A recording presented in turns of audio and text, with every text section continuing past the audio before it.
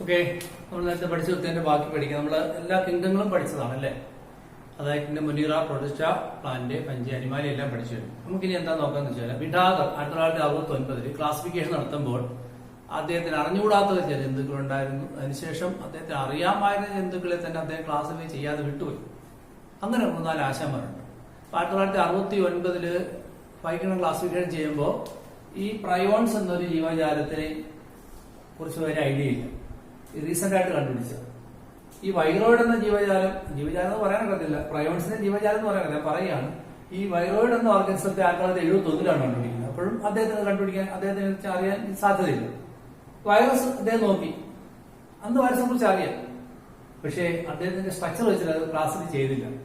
ലൈക്കൻ അദ്ദേഹം അതും ക്ലാസിഫൈ ചെയ്തില്ല. അപ്പോ what are the organisms organisms എന്ന് പറയാൻ വാക്ക് ഉപയോഗിക്കുന്നത് ശരിയല്ലെങ്കിൽ പറയാം. വാട്ട് ആർ ദ ഒബ്ജക്ട് അല്ലെങ്കിൽ organisms that you have avoided by the classification by Whittaker? ഏതൊക്കെയാണ്? These 4 organisms: virus, viroid, lichen and prions. എന്താ കാരണം എന്ന് വെച്ചാൽ മനസ്സിലാവില്ല. ഒന്ന് അതിന് ചില കാരണങ്ങൾ ഒന്ന് പറയാം. ഒന്ന്, വൈറോയിഡിനെ കണ്ടുപിടിക്കുന്നത് 1971 പക്ഷെ 1969 അദ്ദേഹം ക്ലാസിഫൈ ചെയ്തത്. പ്രയോൺസ് എന്നത് റീസെന്റ് ആയിട്ട് കണ്ടുപിടിച്ചതാണ്. ഈ വൈറസ് എന്തുകൊണ്ട് ക്ലാസിഫൈ ചെയ്തില്ല അതിനെ കുറിച്ച് പറയാം. അപ്പം വീണ്ടും പറയുന്നു ഏതൊക്കെയാണ്? Virus, viroid, lichen and prions. Okay, these are the organisms that cannot be classified by Whittaker in his biochemical classification. ഇനി എന്തുകൊണ്ട് വൈറസിനെ ക്ലാസിഫൈ ചെയ്തില്ല? നമുക്ക് വൈറസിനെ നോക്കാം. വൈറസിനെ ശരിക്കും ധാരാളം പരിചയമുണ്ടല്ലേ? ഒരു വൈറസ് നമ്മുടെ ജീവിതമൊക്കെ കുട്ടിച്ചോറായിക്കൊണ്ടിരിക്കുക. ഏതാണ് വൈറസ്? കോവിഡ് അല്ലെ? ഈ നിങ്ങൾ പഠിക്കും എന്താണ് ഈ കോവിഡിന്റെ പ്രോബ്ലം. കോവിഡിനെ കുറിച്ചുള്ള ഒരു ചക്കയ്ക്ക് മുള്ളു വെച്ചാണ് ഒരു പടമൊക്കെ കാണിക്കുന്നുണ്ടല്ലേ? ആക്ച്വലി നമ്മൾ അതിന്റെ എക്സ്റ്റേണൽ കവറാണ് കാണുന്നത്. ഏത് വൈറസ് എടുത്താലും അതിന് 2 സാധനങ്ങൾ. ഒന്ന്, നിങ്ങൾ ഈ ചക്കയ്ക്ക് മുള്ളു പോലെ കാണുന്ന പോലെയുള്ള ഈ സംഭവത്തോട് കൂടിയ ഒരു കവർ. എല്ലാത്തിനും കവർ ചെയ്യുന്നതല്ല കേട്ടോ, വരയ്ക്കുന്നേ ഉള്ളൂ. ഇതേപോലെയാണ് പ്രോട്ടീൻ കോട്ട്. ഒരു പ്രോട്ടീൻ കോട്ട് അകത്തൊരു ജനറ്റിക് മെറ്റീരിയൽ ആണ്. ജനറ്റിക് മെറ്റീരിയൽ ഒന്നുകിൽ DNA ആയിരിക്കാം, അല്ലെങ്കിൽ RNA ആയിരിക്കാം. ഒന്നുകിൽ DNA ആയിരിക്കും, അല്ലെങ്കിൽ RNA ആയിരിക്കും. അപ്പൊ നമ്മൾ ഇത് ഒരു ന്യൂക്ലിയസ് ഇല്ല. അപ്പൊ അവന് പ്രോകാരിയോട്ട് ആണല്ലോ? ഇല്ല, ഇങ്ങനെ പ്രകടമല്ല. എന്നാൽ സൈറ്റോപ്ലാസം ഉണ്ടോ? ഇല്ല. റൈബോസോം ഉണ്ടോ? ഇല്ല. വേറെ ഒന്നുമില്ല. ആകെ ഒരു ജനറ്റിക് മെറ്റീരിയലും അതിന് പൊതിയുന്ന ഒരു പ്രോട്ടീൻ കോട്ട് മാത്രമേ ഉള്ളൂ. ഒരു സെല്ലെന്ന് പറഞ്ഞാൽ എന്തൊക്കെ ഉണ്ടായിരിക്കണം? യൂക്കാരിയോട്ടോ പ്രോകാരിയോട്ടോ ആയാൽ തന്നെ അതിന് സ്വന്തമായ കാര്യങ്ങൾ ചെയ്യാനുള്ള കഴിവുണ്ടായി. എനർജി ഉണ്ടാകും, മൾട്ടിപ്ലൈ ചെയ്യും, ചലിക്കും, ചുറ്റുപാടോട് പ്രതികരിക്കും, ജീവനുണ്ട്, ചത്തും. ഈ അവസ്ഥയൊക്കെ ഉണ്ട്. ഇതിന് അങ്ങനെ നോക്കിക്കഴിഞ്ഞാൽ ജീവനുണ്ടോ എന്ന് വെച്ചാൽ ഇല്ല, ചത്തതാണ്. ഇപ്പൊ ചത്താണെന്ന് പറയുകയാണെങ്കിൽ ജീവനുള്ള സ്വഭാവം കാണിക്കും. മൊത്തത്തിൽ ആ ഒരു കൺഫ്യൂസിങ് ഓർഗൻസ് ആണ് ആര്? വൈറസ്. അപ്പൊ നമ്മൾ വൈറസ് ആരാന്ന് വെച്ചാൽ പറയണം. ഒന്ന്, they are neither prokaryote. Prokaryote അല്ല. കാരണം സൈറ്റോപ്ലാസം കാണാനല്ലോ. ഇനി യൂക്കാരിയോട്ട് ആണെന്ന് വെച്ചാൽ ഒട്ടുമല്ല. അപ്പൊ എന്താണ്? No eukaryotes. What are viruses? They are neither prokaryote nor eukaryote, and also they exist in the categories of both living and non-living. ഇതാണ്. അപ്പൊ what are viruses? Simply 4 point. They are organisms. They are neither prokaryote nor eukaryote, and they exhibit the characters of both living and non-living. അതായത് ഇപ്പൊ അതിന് ജീവനുണ്ട്, ഒന്നുമില്ല, എടുത്തോളം കൈ വെച്ച് crystal പോലെ വേണമെങ്കിൽ വെക്കാം. പക്ഷേ ഇതിനടുത്തൊരു സെല്ല് അകത്തോട്ട് കടത്തിവിട്ട് നോക്കൂ. ഒരു ജീവനുള്ള സെല്ലകത്തോട്ട് ഇയാളെ കടത്തിവിട്ട് നോക്കൂ. ഇപ്പം കോവിഡ് നമ്മളെ ബാധിച്ചെന്ന് സംഭവിക്കുക. എന്താ സംഭവിക്കുന്നത്? If it enter into a cell, suddenly it become pathogen, ഒരു രോഗാണുവായി മാറും. എങ്ങനെ? It control all the machinery inside the host cell. Host സെല്ലോട്ട് കയറിയ ശേഷം അവിടെ നടന്ന കംപ്ലീറ്റ് കാര്യങ്ങളും. Machinery in the host cell എന്ന് പറഞ്ഞാല് പുസ്തകങ്ങളോട് എന്ന് വെച്ച് കഴിഞ്ഞാൽ ഒരു സെല്ലിനകത്ത് മെഷീനറിയാണ് നടക്കുന്നത്. എനർജി പ്രൊഡക്ഷൻ, മൾട്ടിപ്ലിക്കേഷൻ, ഗ്രോത്ത് അല്ലെ? ഇതെല്ലാം ഇയാളെ നിയന്ത്രിക്കും. To control all the metabolic activities inside the cell and replicate inside the host cell. ഇത് അതിനകത്തോട് മൾട്ടിപ്ലൈ ചെയ്യും. എങ്ങനെ? ആ ഹോസ്റ്റ് സെല്ലിന്റെ സംഭവങ്ങളെല്ലാം ഉപയോഗിച്ചുകൊണ്ട് കിടന്നു വേണം. ഇതിനിപ്പോ ഇതിനകത്ത് DNA മാത്രമേ അല്ലേ? DNA മൾട്ടിപ്ലൈ ആണെങ്കിൽ എന്ത് വേണം? ന്യൂക്ലിയേറ്റഡ് വേണം. ഞങ്ങളുണ്ടോ? ഇല്ല. ഇത് എവിടെ നിൽക്കും? ഹോസ്റ്റ് സെല്ലിൽ നിൽക്കും. എന്നിട്ട് അവിടെ നിന്നുള്ള എൻസൈമും മറ്റും ഉപയോഗിച്ച് ഇയാൾക്ക് ആവശ്യമുള്ള പ്രോട്ടീൻ ഉണ്ടാക്കിയാണ് മൾട്ടിപ്ലൈ ചെയ്തുകൊണ്ടിരിക്കും. എന്ത് സംഭവിക്കുന്നത്? When it enter in the host cell, it take the control of the machinery of the host cell, multiplied inside the host cell and kill the cell. ആ സെല്ലിനെ കൊന്നോളെ. അപ്പൊ ഇപ്പൊ ഈ സെല്ല് ഈ വൈറസ് ഞാൻ മാറ്റി വയ്ക്കാം. This is A virus. ഇതൊരു ഹോസ്റ്റലിൽ പ്രവേശിച്ച് വെച്ചോളൂ. അപ്പൊ നമ്മുടെ സെല്ലിലോട്ട് കയറി വെച്ചോളൂ. ഉടൻ തന്നെ ഇതിനകത്തുള്ള എല്ലാ പരിപാടികളും നിയന്ത്രിക്കും. ഒരു വിമാനം റാഞ്ചി എടുത്ത വിമാന റാഞ്ചിയെ പോലെ.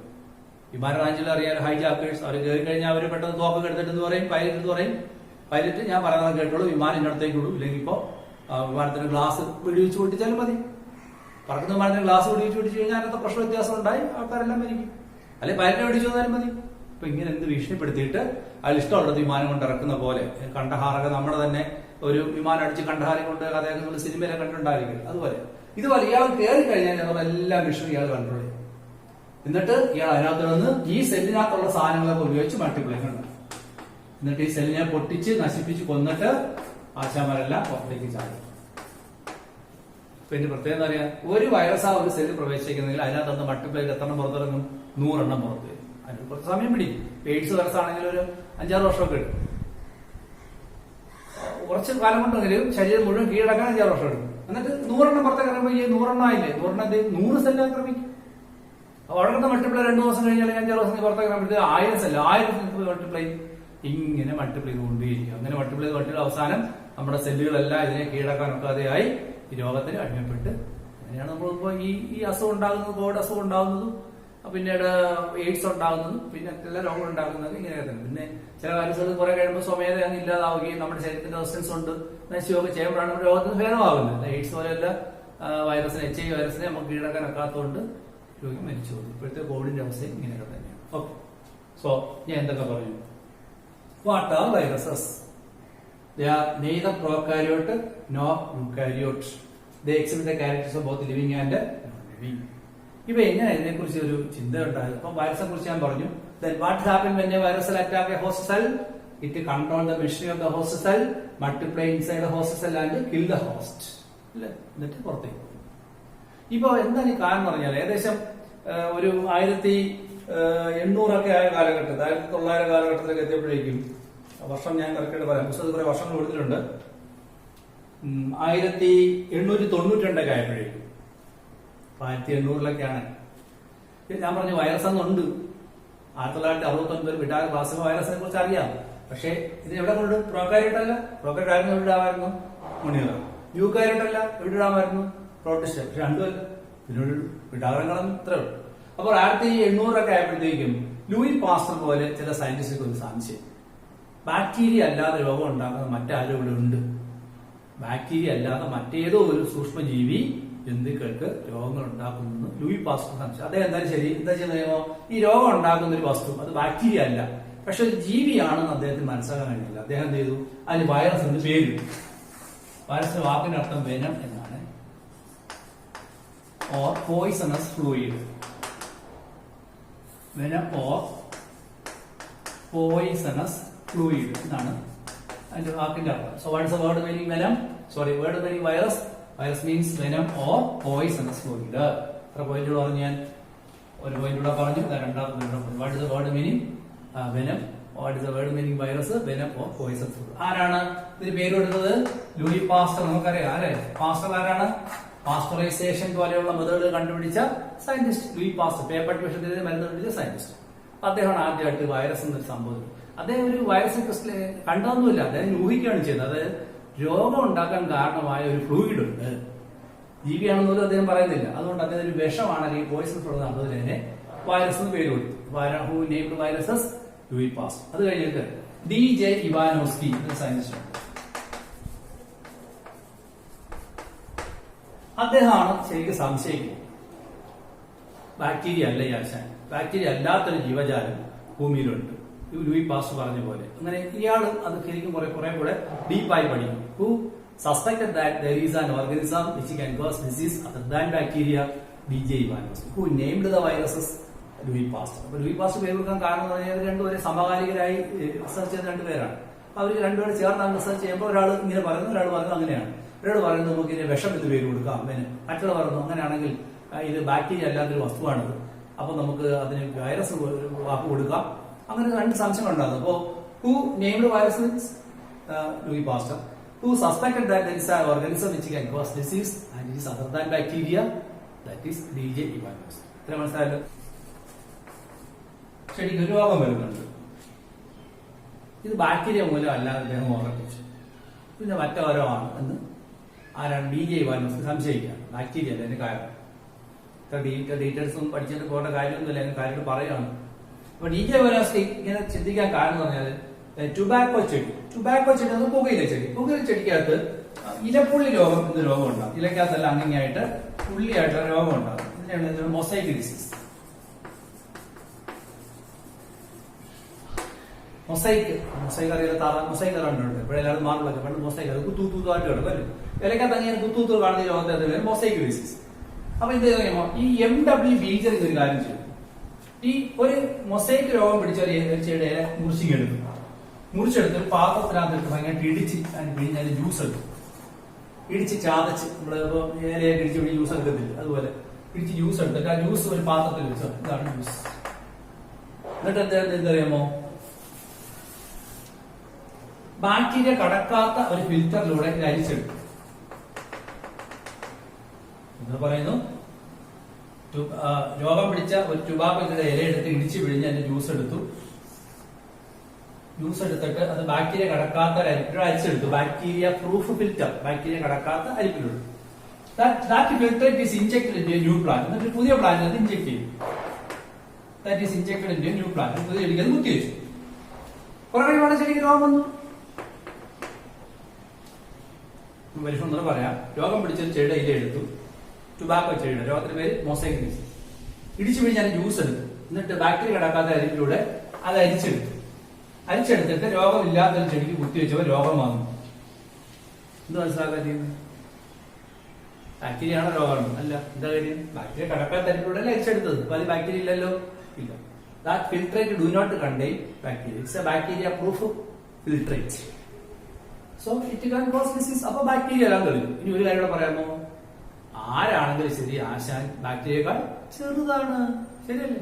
അതുകൊണ്ടല്ലേ കടക്കാതെ അരിപ്പിലൂടെ അരിച്ചു തരുന്നത്. So by this experiment they have concluded that the disease caused by a disease in tobacco called mosaic disease is caused by not bacteria but some other organism and it is smaller than bacteria. രണ്ട് കാര്യങ്ങളെ കണ്ടു. മനസ്സിലായല്ലോ? പലവണ കേട്ടു. അപ്പോ ഞാനിവിടെ 3 science പേര് പറഞ്ഞു. Louis Pasteur named the virus and DJ Ivanovsky has suspected that there is a organism that can cause diseases other than bacteria. And who is conducted an experiment to prove that there is a material, there is a method, there is an organism that can cause a disease called MW ബീജറിംഗ്. MW ബീജറിംഗ് നോക്കണം. MW WM എന്നൊരാൾ പേര് വിളിക്കും. WM Stanley. അപ്പൊ നമ്മൾ തിരിഞ്ഞു പോയത് ഇത് MW ബീജറിംഗ്, Mathai വക ബീജറിംഗ്. MW ചുമ്മാ ഞാൻ പറയാൻ ഓർത്തിരിക്കാൻ വേണ്ടി. സോ രോഗം പിടിച്ച ചെടിയുടെ ഇല മുറിച്ചെടുക്കുന്നു, അതിനെ ഇടിച്ച് പിടിച്ച് ചാറെടുക്കുന്നു, ചാറ് ബാക്ടീരിയകളൊക്കെ തലത്തിൽ അരിച്ചെടുക്കുന്നു, രോഗമില്ല ചെടി കുത്തിയിരിക്കുന്നു, ചെടിക്ക് രോഗം ഉണ്ടാകും. അതിനൊരു കാര്യം മനസ്സിലായി. രോഗം ഉണ്ടാകുന്നത് ബാക്ടീരിയ അല്ല, രോഗകാരിയായ വസ്തു ബാക്ടീരിയ ചെറുതാണ്. അപ്പൊ ബീജറിംഗ് എന്താ അപ്പോഴും അയാൾ ഒരു കാര്യം കാണുന്നില്ലല്ലോ. അദ്ദേഹത്തിന് പേരും കൊടുത്തു, ഈ രോഗം ഉണ്ടാക്കിയ ഫ്ലൂയിഡിന് പേര് കൊടുത്തു. He named the fluid that cause disease called കണ്ടേജിയം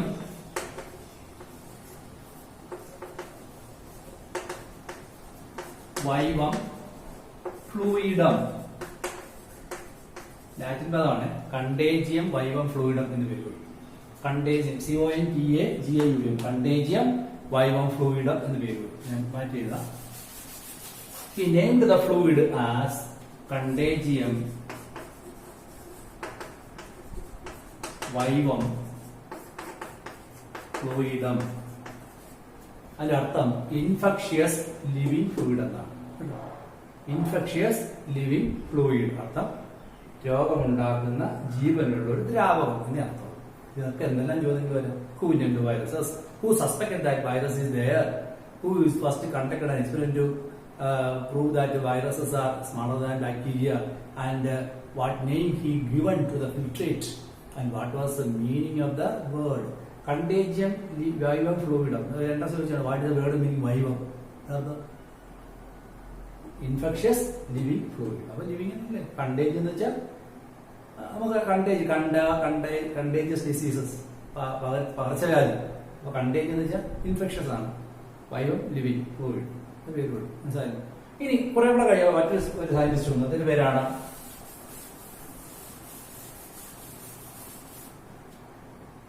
M.W. Stanley. W.M. Stanley. സയൻറ്റിസ്റ്റാണ് W.M. Stanley. ഞാൻ തിരിഞ്ഞു M.W. ബീജ് അല്ലെങ്കിൽ W.M. സ്റ്റാൻലി തിരിഞ്ഞു വരും. ഇതാണ് വക്കച്ചൻ മത്തായി വക്കച്ചൻ മകൻ. ഓർത്ത് വെച്ചാൽ വേണ്ടി പറയണേ, വക്കച്ചൻ മകൻ സ്റ്റാൻലി. തിരിഞ്ഞായിരിക്കാൻ വേണ്ടി പറഞ്ഞു. അപ്പൊ ഈ സ്റ്റാൻലി എന്ന് പറയുമ്പോൾ ഇങ്ങനെയുള്ള ഈ ഫ്ലൂയിഡിനെ ഇദ്ദേഹം കണ്ടുപിടിച്ച ഈ കണ്ടെയ്നർ വൈബ് ഓഫ് ഫ്ലൂയിഡിനെ അദ്ദേഹം ചെയ്തു, അതേ ജലാംശം എല്ലാം കളഞ്ഞ് ക്രിസ്റ്റലൈസ് ചെയ്തു. So who crystallized viruses? Crystallized. ക്രിസ്റ്റലായിരിക്കും. കടലിലെ വെള്ളം എടുക്കുക, ഫ്ലൂയിഡ് അല്ലേ, ചൂടത്ത് ചൂടാക്കുക, അപ്പൊ ജലാംശം പകുതി ക്രിസ്റ്റലായി ഉപ്പ് തിരിയാവുന്നല്ലേ, ഇതുപോലെ ഉള്ളു. അതേ ഈ ഫ്ലൂയിഡ് എടുത്തിട്ട് ജലാംശം എല്ലാം കളഞ്ഞിട്ട് ഇതിനെ മാത്രം വേർതിരിച്ചെടുത്തു, രോഗം ഉണ്ടാക്കുന്ന സാധനം മാത്രം വേർതിരിച്ചു, മറ്റ് ജലാംശങ്ങളും എല്ലാം പ്യൂരിഫൈ ചെയ്ത് ക്രിസ്റ്റൽ പോലെ ആക്കിയെടുത്തു. എന്നിട്ട് അനലൈസ് ചെയ്യുമ്പോൾ എന്തൊക്കെ അനലൈസ് ചെയ്ത് നോക്കിയപ്പോൾ he could see that it contains only two material, that is protein and genetic material, DNA അല്ലെങ്കിൽ RNA. ജനറ്റിക് മെറ്റീരിയൽ കാണിച്ചാൽ protein and genetic material. Genetic material എന്ന് പറഞ്ഞാൽ നമുക്കറിയാമല്ലോ, DNA, ന്യൂക്ലിക് ആസിഡ് എന്ന് അറിയാം അല്ലേ. So when he crystallized these viruses, he could see that it contains only two material. ഏതൊക്കെയാണ്? പ്രോട്ടീനും ന്യൂക്ലിക് ആസിഡ്. അപ്പൊ അതിനൊറ്റ വരും protein nucleic acid. He called it is a nucleoprotein. അദ്ദേഹം എന്ത് വിളിച്ചു? ന്യൂക്ലിയോ പ്രോട്ടീൻ എന്ന് വിളിച്ചു. അപ്പോ W.M. Stanley crystallized viruses and he analyzed the material. He could see that it contains two material, protein and nucleic acid. So he called it as a nuclear protein. Okay. Also he could find that when the protein and nucleic acid, more protein and less nucleic acid. Another interest point ആണ്. It contains more protein and less nucleic acid. കൂടുതൽ protein ഉണ്ട്, കുറച്ച് nucleic acid ഉണ്ട്. അത്രയും കാര്യങ്ങൾ മനസ്സിലായല്ലോ. So this is A history of study of viruses. വീണ്ടും പറയേണ്ട കാര്യമല്ല, പ്രൊമോട്ട് അടിച്ച് കണ്ടുകൊണ്ട്. ഇനി അടുത്ത സ്റ്റേജ് പറയാം.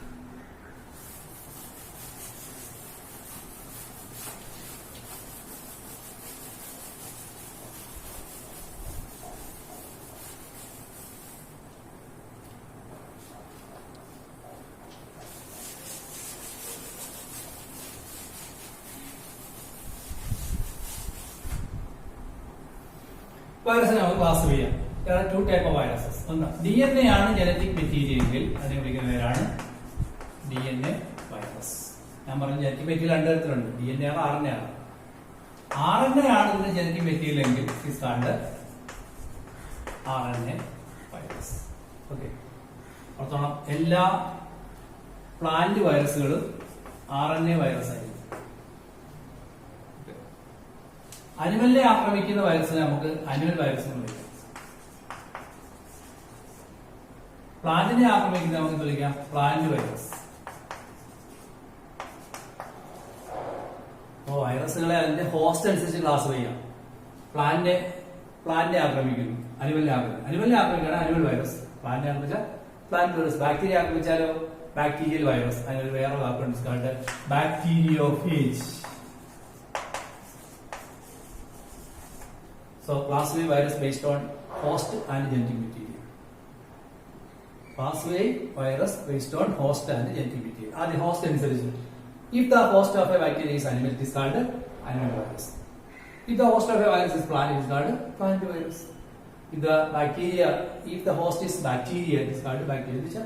ബാക്ടീരിയ കയറി ആക്രമിക്കും. കണ്ടോ, ബാക്ടീരിയ ചെറിയ ആശയമാണ്, പക്ഷെ ബാക്ടീരിയ ആക്രമിക്കും. കൊതു നമ്മളെതിരെ ആക്രമിക്കുന്നത്. ഇനി ജനറ്റിക് മെറ്റീരിയൽ ക്ലാസിഫൈ. DNA ആണ് ജനറ്റിക് മെറ്റീരിയൽ എങ്കിൽ DNA വൈറസ്. RNA ആണ് genetic material called RNA virus. ഇനി എല്ലാ പ്ലാന്റ് വൈറസുകൾ ആരായിരിക്കും?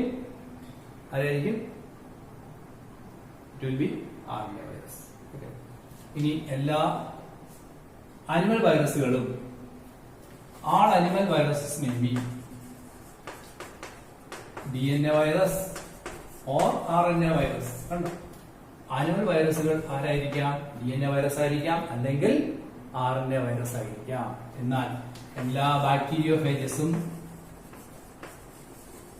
എപ്പോഴും DNA വൈറസുകളായിരിക്കും. എല്ലാ ക്ലാസിഫിക്കേഷൻ പോയിന്റ് ഉണ്ട്. പറഞ്ഞെന്തോ, if a virus attack on animal is called animal virus. If attack on plant is called plant രോഗം ഉണ്ടാകും. If it attack on bacteria ആക്രമിക്കുകയാണെങ്കിൽ, ആക്രമിക്കുക എന്ന് വെച്ചപ്പോ അതിൽ നിന്ന് ഭക്ഷണം അടിച്ചു മാറ്റുകയെന്ന് അർത്ഥമുള്ളൂ.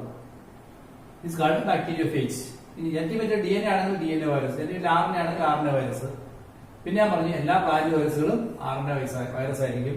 എല്ലാ അനിമൽ വൈറസുകളും ഒന്നുകിൽ DNA വൈറസ് ആയിരിക്കും അല്ലെങ്കിൽ RNA വൈറസ് ആയിരിക്കും. ബാക്ടീരിയോഫേജ് എല്ലാം തന്നെ എപ്പോഴും DNA വൈറസ് ആയിരിക്കും. പോയിന്റുകൾ കിട്ടിയില്ലേ? ഇതെല്ലാം പോയിന്റ് ഇട്ട് എഴുതിക്കണം. അപ്പൊ പറയൂ, കോവിഡ് വൈറസ് എന്ത് വൈറസ് അറിയാമോ? കോവിഡ് വൈറസ് ഒരു RNA വൈറസ് ആണ്. HIV വൈറസ് എന്ത് വൈറസ് അറിയാമോ? ചിന്ന വൈറസ് ഒരു RNA വൈറസ് ആണ്. RNA വൈറസ് റിട്രോ വൈറസുകൾ എന്ന് വിളിക്കും കേട്ടോ. ആൾ RNA വൈറസ് ആണ് കാൾഡ് റിട്രോ വൈറസ്. അതെന്തുകൊണ്ടാണെന്ന് ഞാൻ ജസ്റ്റ് ഒന്ന് പറയാം, നിങ്ങൾക്ക് ഓർത്തിരിക്കാൻ പഠിച്ചാൽ മതി. DNA വൈറസുകൾ DNA ഉപയോഗിച്ച് മൾട്ടിപ്ലൈ ചെയ്യും. DNAക്ക് DNAയുടെ കോപ്പി ഉണ്ടാകാൻ നോക്കുമല്ലോ. അതുകൊണ്ട് DNA വൈറസ് ഒരു ഹോസ്റ്റിൽ പ്രവേശിച്ച് കഴിഞ്ഞാൽ പെട്ടെന്ന് മൾട്ടിപ്ലൈ ചെയ്തോളൂ. പക്ഷെ RNA വൈറസുകൾക്ക് ഒരിക്കലും സ്വയം കോപ്പി ഉണ്ടാകാനുള്ള കഴിവില്ല, അല്ലേ? പഠിച്ചിട്ടുണ്ടല്ലോ. അതുകൊണ്ട് RNA വൈറസ് എപ്പോഴും തിരിച്ച് DNA ആയിട്ട് DNA മൾട്ടിപ്ലൈ ചെയ്തിട്ടാണ് RNA ഉണ്ടാക്കുന്നത്. മനസ്സിലായില്ല? അടുത്ത വർഷം വീണ്ടും പഠിക്കും. RNA വൈറസുകൾ സ്വയം മൾട്ടിപ്ലൈ കഴിവില്ലാത്തതുകൊണ്ട് അവ തിരിച്ച് DNA ആയി പോകും. കാരണം DNA എന്നാണ് RNA ഉണ്ടാകുന്നത്. എന്നിട്ട് DNA ഉയർന്ന് മൾട്ടിപ്ലൈ ശേഷം അതിന് ആവശ്യമുള്ള RNA ഉണ്ടാകും. അങ്ങനെയാണ് അത് മൾട്ടിപ്ലൈ. അതുകൊണ്ടാണ് റിട്രോ വൈറസ് വിളിക്കുന്നത്. പക്ഷേ എൻട്രൻസ് ആണ് ചോദിക്കാൻ, നമ്മൾ പിന്നീട് അടുത്ത വർഷം കൂടുതൽ ഡീറ്റെയിൽ പഠിക്കും, അതുകൊണ്ട് പറയുന്നില്ല. So RNA virus is also called as retrovirus. So this is the history of, and this is the classification of viruses. So this is the classification of virus. അനിമലിനെ ആക്രമിച്ചാൽ അനിമൽ വൈറസ്, പ്ലാന്റിനാണ് അതിന്റെ host എങ്കിൽ plant virus, bacteria ആക്രമിക്കുകയാണെങ്കിൽ bacteriophage എന്ന് വിളിക്കും. എല്ലാ plant വൈറസുകളും RNA വൈറസ് ആയിരിക്കും. എല്ലാ അനിമൽ വൈറസുകളും DNA വൈറസും RNA വൈറസും ആയിരിക്കും. എല്ലാ ബാക്ടീരിയോഫേജസും DNA വൈറസ് ആയിരിക്കും. കിട്ടിയല്ലോ പോയിന്റ്സ്? കുറിച്ച് വെച്ചോ. അടുത്തത് രണ്ട് വൈറസിനെ നമ്മൾ പരിചയപ്പെടാൻ പോകാം. പ്ലാന്റിനെ ആക്രമിക്കുന്ന ഒരു വൈറസ് പ്ലാന്റ് വൈറസ് ആണല്ലോ. ടുബാക്കോ